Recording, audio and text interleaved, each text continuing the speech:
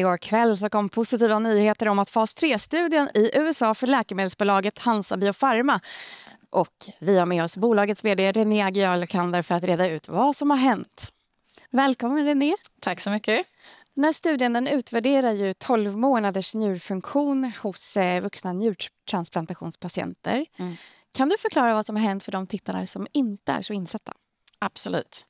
Så det här är då så att säga den sista studien som man kör, en så kallad fas 3-studie, innan man har möjlighet att fila för potentiellt godkännande.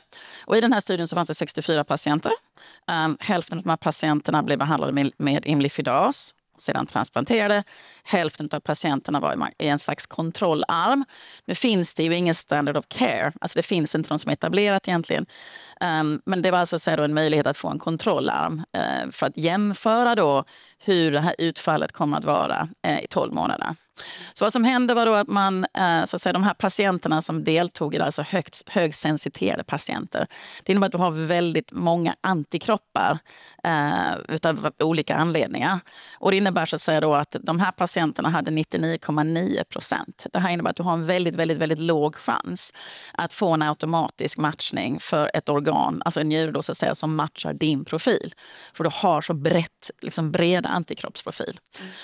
Så det här vad man gör då är så att säga, man kan så att säga ta bort några av de här, inte ta bort i verkliga livet, men ta bort i din profil, så kan man då så att säga ta bort några av de antikropparna. Då kan man få en större pool utav de här organen som potentiellt då kan komma att erbjudas de här patienterna.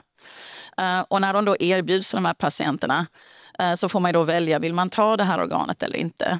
Och de här patienterna har ju så att säga då generellt haft väldigt svårt att acceptera de här organen. Just i och med att det är en hög risk att de stöts bort, att det inte fungerar. Men i och med att man kan använda en imlifidas så kan man alltså ta ner de här antikropparna, reducera dem till väldigt låga nivåer väldigt snabbt, så mindre än 5%. Så man mer eller mindre bara så att säga tar bort ditt immunförsvar på en väldigt kort period. Och det innebär att man kan då så att säga implantera ett organ som kanske inte är en perfekt match. Men i och med att du så att säga då har tagit bort de här antikropparna temporärt, så kan man alltså transplantera det här organet. Och sen så kan man då gå vidare, så kan man använda vanliga regim, alltså vanlig autoimmun, så att säga nedstängande så att säga, mediciner för att hålla det här under kontroll. Och då ökar man alltså den här patientpoolens möjlighet att faktiskt få en transplantation. Så det här visar då så att säga att den här primära effektmåttet då på 12 månader visar då så att säga att i den armen där man använder imlifidas för de här transplantationerna, så resulterar det alltså i en betydligt högre, ganska så normal nivå utav så att säga efter en transplantation, runt 50 ml per minut för de patienterna i genomsnitt. Medan kontrollgruppen då hade alltså mycket svårare att genomföra en transplantation. Och därmed var det många andra många av dem som fortfarande stod på dialys, och då hade man i genomsnitt i den armen en betydligt lägre så att säga, effektmått på njurfunktion. Om det försöker utveckla det lite grann. Ja, men det var jättebra utvecklat. Och i pressmeddelandet så skriver ni ju bland annat att vi är begeistrade över att studien tydligt demonstrerar den kliniskt meningsfulla nyttan, och även att det har skett få större genombrott inom desensitiseringsstrategier vid njurtransplantation under de senaste 30 åren. Och det här är ju väldigt stora ord. Vill du förklara, bryta ner det här? Det här är ju så att säga en kvot egentligen inte från oss, utan faktiskt från en läkare. En väldigt väletablerad så kallad KOL i USA som tillhör Longhorn New York, som har de gör väldigt många transplantationer årligen generellt, så det känns som ett riktigt välrenommerat akademiskt sjukhus. Och just den här läkaren som har kommit in med den här kvoten är alltså en väldigt välrenommerad KOL som känner till de här patienternas problem väldigt väl. Och han deltog även i studien. Så det här är ju fantastiskt att faktiskt läkare som ser de här patienterna på daglig bas verkligen känner att det här är ett ordentligt genombrott. Och att de här patienterna som idag har väldigt få alternativ, faktiskt att det här kan leda till en helt annan möjlighet för dem att överleva och att liksom ha ett helt annat så att säga, kvalitet på det livet de har kvar. Och hur ser prognosen ut för en sån här patient normalt sett? Så när man har så att säga högsensiterade, när man är en sån patient som jag sa, så har man alltså det finns ett automatiskt allokeringssystem i USA som försöker matcha då så gott det går. Men det här innebär då så att säga att du får ganska så få erbjudanden om ett organ, för det finns så få som potentiellt matchar. Hur många är det som står på såna här väntelistor då? I USA ungefär 100 000 står på väntelistan för njurtransplantation. Och man räknar med att ungefär 10-15% av de patienterna är högsensiterade. Och det innebär ungefär 10-15 000 patienter. Och vad är alternativet? Så alternativet för de här patienterna är ju tyvärr bara egentligen att stå på dialys och vänta. Och nu är det så att många av de här patienterna, man säger genomsnittet i USA kan man säga att man kanske väntar på en transplantation på väntelistan kanske 2 till 3 år i genomsnitt. De här patienterna står ju ofta 7 år eller längre i genomsnitt. Så det här, och tyvärr är det så att dialys, man blir ju så att säga tyvärr sämre och sämre och sämre. Det är naturligtvis bättre än alternativet, men det är inte en lösning på problemet. Och om vi säger så här, över 90% av patienterna som var kvar i studien efter 12 månader, vad vill du utveckla innebörden av vad det betyder?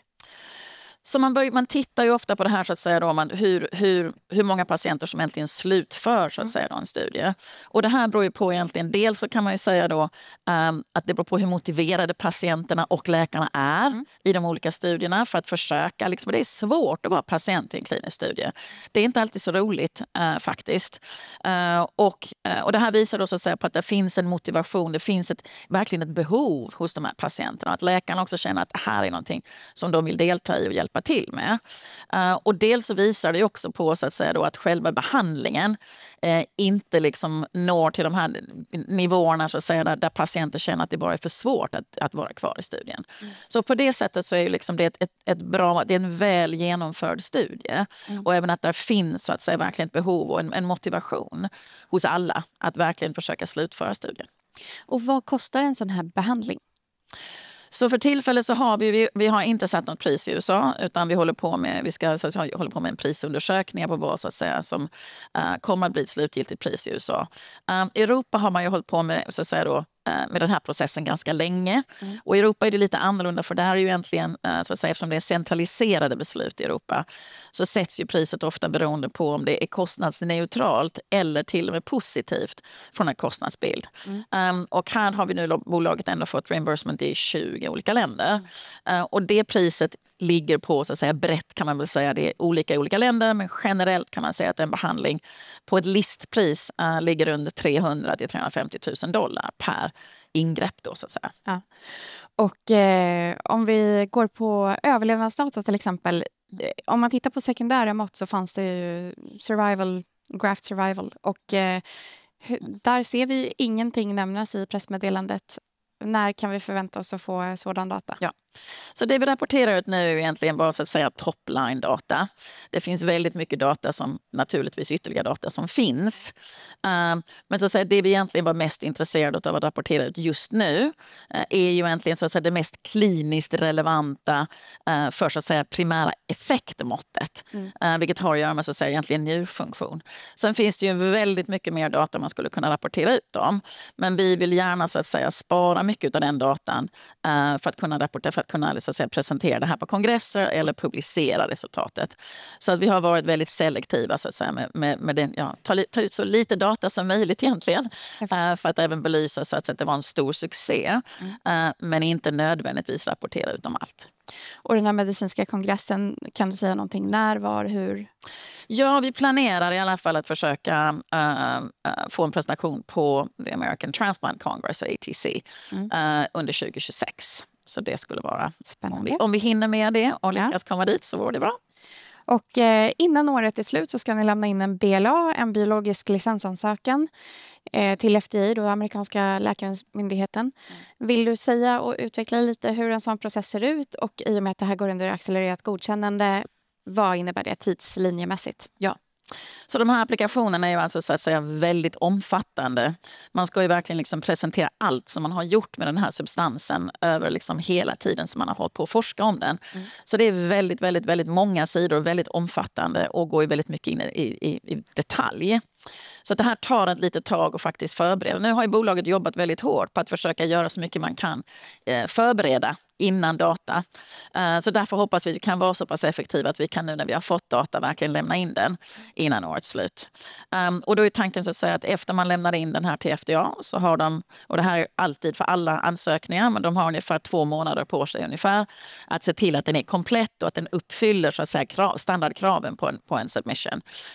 Och att de då så att säga kan acceptera den. Och sen under den tiden så ger också FDA vad det är för datum som de då så att säga har tänkt sig att ge ett beslut på den här när de är färdiga med sin review. Och i det här fallet, det här är ju en så att säga en orphan indication, så det är en liten indikation. Det finns ingenting godkänt idag på marknaden överhuvudtaget för den här populationen. Så med de så att säga kvalifikationerna så hoppas vi på att vi kan få en så kallad prioritet, en så kallad priority review då. Och den är så att säga, då har bara liksom myndigheten ungefär 6 månader på sig att göra en review efter att de har accepterat den här filen. Istället för att säga en mycket längre standard review. Och det här skulle innebära då att vi kan få ett potentiellt godkännande antingen i Q3 om det är prioritetsreview eller i Q4 om vi får standard review. Och när kan vi förvänta oss försäljning i USA då för detta? Ja, alltså när vi väl har fått godkänd så kan vi så säga då i USA kan man ju börja sälja omedelbart. Det är en stor skillnad mellan Europa och USA. Så då kan vi ju så att säga möjlighet beroende på när vi så att säga då får vårt datum, vårt datum. Så kan vi se antingen då så att säga i slutet av nästa år eller senast då så att säga början av 2027. Och förra året, 2024, så hade ni en nettoomsättning på 171 miljoner. Hur kan det här påverka försäljningen? Dels framåt, intäkterna på lite sikt, för inklusive USA. Men även framförallt, hur kan studieresultatet från den här studien påverka försäljningen redan idag i Europa? Alltså jag tror faktiskt att den här datan är väldigt viktig för den europeiska kommersialiseringen. Det beror på att när man fick ett godkännande från EMA, ett konditionellt godkännande, så var det ju baserat på ganska lite klinisk data. Ganska få center som levererade ganska liten dataset. Och det här är ju en väldigt rigorös och strikt studie som till och med har en kontrollarm som är ganska ovanligt. EMA till exempel hade ju inte känt ett behov av att ha en kontrollarm. Så det här är ju en otroligt rigorös studie. Så jag tror att vi har ju också uppnått väldigt hög statistisk signifikans i den här studien. Så jag tror att den här datan kommer att vara väldigt viktig även för europeiska läkare. För det här är någonting som är nytt. Det här är lite breakthrough. Det är ett helt annat sätt att behandla de här patienterna på som innan verkligen inte haft så mycket alternativ. Och läkarna är traditionellt ganska konservativa. De tycker om data, de är datadrivna. Och jag tror att det här kommer att ha vara en stor så att säga, fördel även till den europeiska kommersiella biten. Och slutligen då, när kan vi förvänta oss en uppdaterad guidance ifrån er? Ja, det tror jag inte man ska vänta på. Nej. Nej. Jag tror att vi väntar nog med det en bra tag tror jag innan vi ger ut någonting sånt. Då önskar jag lycka till och tack för att ni har tittat.